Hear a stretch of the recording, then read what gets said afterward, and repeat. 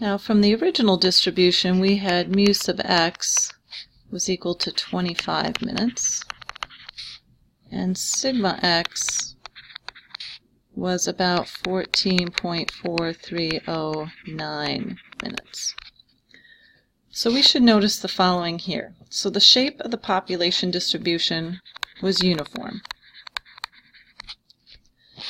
However, the shape of the resulting histogram of the sample means looks like that of a normal curve.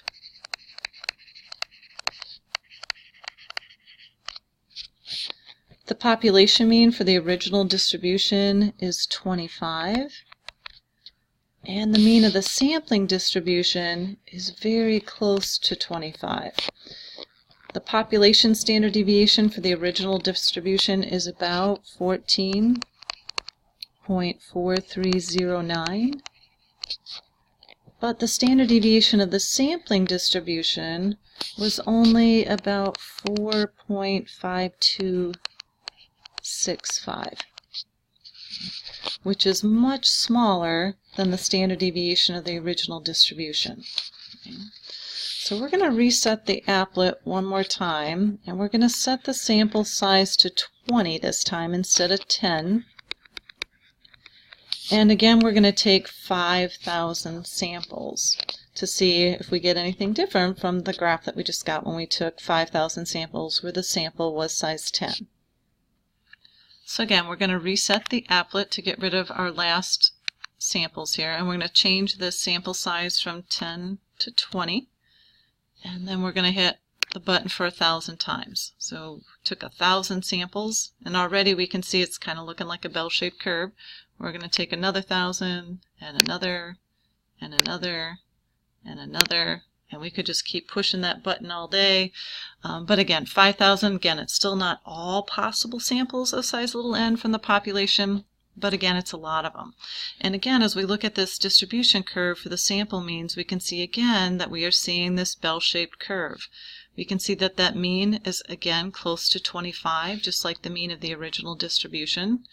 However, we see that the standard deviation on this distribution, not only is it smaller than the population standard deviation, but this is also smaller than the standard deviation when we took samples of size 10. And once we see a formula for this, we'll understand why that happens.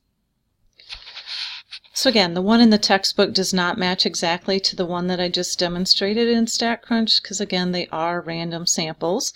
What is the same as the starting population? So again, we still started with a distribution where mu sub x is 25, and sigma sub x is about 14.4309, and this axis down here is an x-axis. We're looking at individual waiting times for these commuters.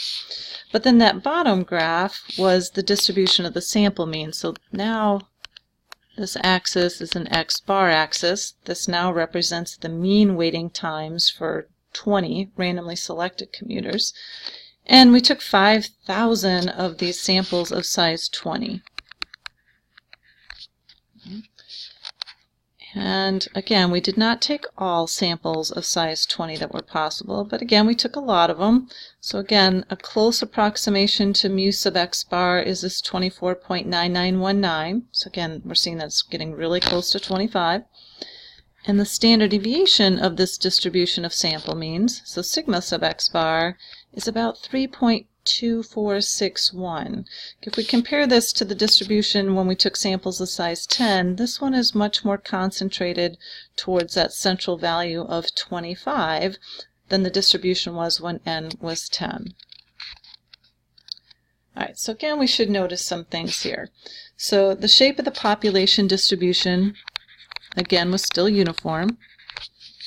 Okay, so our starting population distribution here was a uniform distribution. But the shape of that resulting histogram again looks like that of a normal curve. So instead of looking at the individual waiting times, when we looked at the mean of 20 wait times, that distribution started looking an awful lot like a normal curve.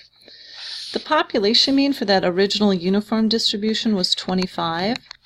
And the mean of the sampling distribution of the mean was also very close to 25. It was 24.9919.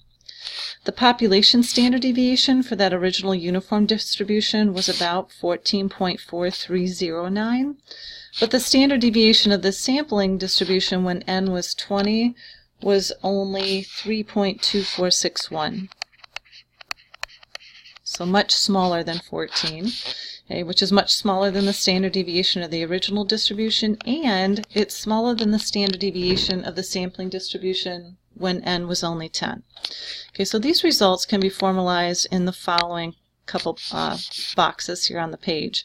Okay, so the first one is just acknowledging the relationship that we saw in these graphs. So suppose you have a random variable x that has a population mean mu and a population standard deviation sigma, and then we took samples of size n as we worked through that applet. And this new random variable x bar also had a mean for its distribution, and theory tells us that those two means are exactly the same. Now, we didn't actually have that happen in any of our random samples, but it was really, really close to 25. However, the standard deviation we noticed changed, and we noticed as we upped the sample size that that standard deviation got smaller. And that's because the standard deviation of the distribution of x bar is related to the standard deviation of the original distribution, but then it's also then divided by the square root of n. So as n gets bigger, this overall quantity is going to get smaller. So the standard deviation of the random variable x bar is lower because by taking the mean, we're averaging out the extreme values, which makes the distribution of the random variable x bar less spread out.